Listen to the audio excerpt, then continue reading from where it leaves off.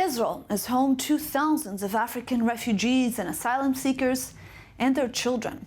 Hundreds of angry parents from this community and Israeli parents are demanding integration in the education system and taking it to the Supreme Court. Our Sarah Chalala has the story.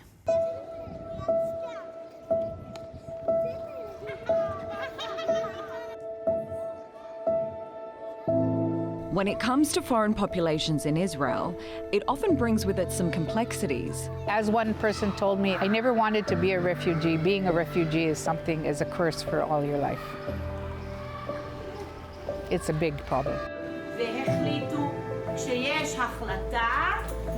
One of the problems for parents from the Sudanese and Eritrean refugee community is the issue of separate education for their children in kindergartens and elementary schools. Tel Aviv is just the latest focal point in an ongoing debate over schools in South Tel Aviv, where the majority of asylum seekers live.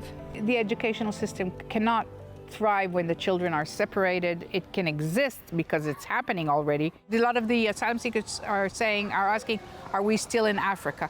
First of all, they never were in Africa. They were born here. So these are Israeli children. But basically, yes, they're feeling that they're living in a black ghetto. They don't meet Israeli children. But what's happening now is that Israeli parents and refugee parents are fighting back. What they want is an integrated education policy in this city.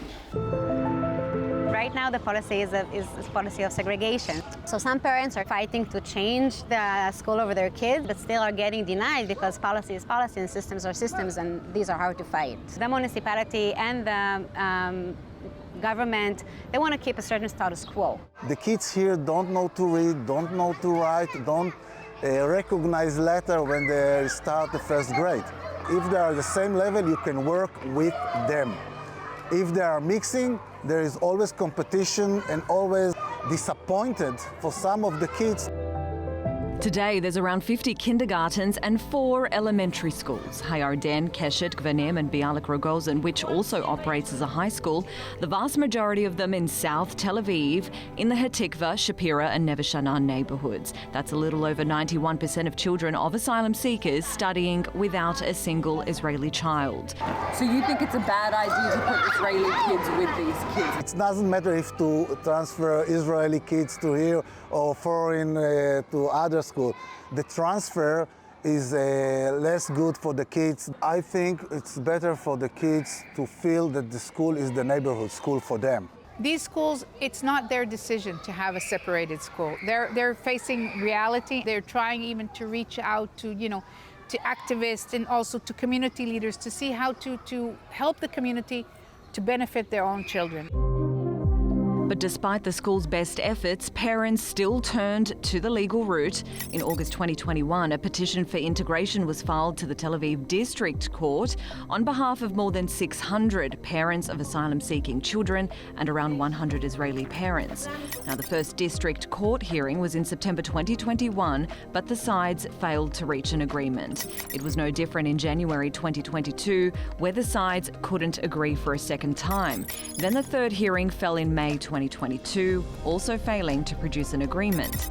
After losing in the district court in November 2022, an appeal was made to the Supreme Court. The hearings after that were scheduled and delayed, which brings us to this month. The lawyer representing the case stands against the Education Ministry and the Tel Aviv Jaffa municipality. Is it possible to be separate but equal? The legal answer is just no. In 1954, we had the famous Brown versus Board of Education verdict in the United States. They said it cannot be done. Separate cannot be equal. And what was right to 1954 in the United States is right in Israel in 2023. i24NEWS did turn to the municipality several times, but they did not respond to our request for a comment. But when the petition was filed in 2021, the Tel Aviv municipality rejected claims of separation, saying the makeup of schools is due to registration regulations based on where you live. The school population usually matches the neighbourhood demographics, which applies to every child in the city. The rules stipulate that kids in kindergarten up to the 4th grade should not be walking a distance of more than 2 kilometres or 1.2 miles to reach school. Kids in 5th grade and above are allowed a walking distance of no more than 3 kilometres or 1.9 miles to school. But these mothers from Eritrea who asked i24NEWS to protect their identity want to know why their kids are being sent to schools kilometres away instead of just metres away. אנחנו גרים למעלה, יש ישראלים למעלה, ילדים שלנו לא ליד ילד, איפה שילד שלי לומד, במקום אחר הוא. זה בגלל ההפרדה, בטוח. אם זה לא, ילד שלי למטה בקומה 2, וישראלי למעלה בקומה 3. מתי שאני הייתי בשכונת התקווה, כאילו, אני חשבתי שאולי באזורי, כאילו, הם עושים באזורי. ובגלל זה אני החלפתי דירה ליד אלוהו, אבל עדיין את הילד לא החליפו אותם בבית ספר. עדיין לומד באותו בית ספר בהפרדה. בבניין שלי רק אני יש אריתראית. כולם ישראלים. עדיין, כן, הוא פה לומד בקשת.